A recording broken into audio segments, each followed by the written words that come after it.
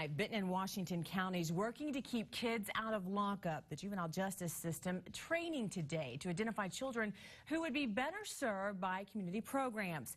KNWA's Kyle Landberger is live in our control room with a closer look. Kyle?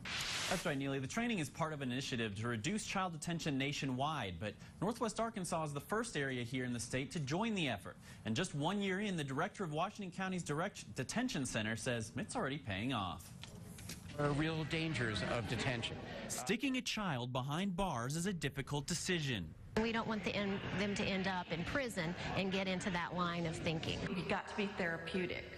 They're still children. It interrupts their schooling because there's a school inside detention, but they're taken out of their classroom. They're separated from their families and their friends, and they may have really problematic reactions to that. Mark Soler, executive director of the Center for Children's Law and Policy, says kids charged with nonviolent crimes are better off in counseling or community programs.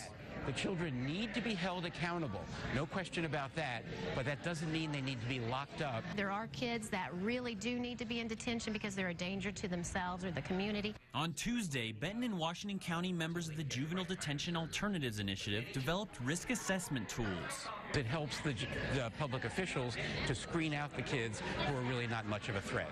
Designed to limit the number of times this door shuts, while keeping the community and the kids safe. And so if we can get their needs met, then they're not making poor choices, they're not getting arrested, they're not going to detention.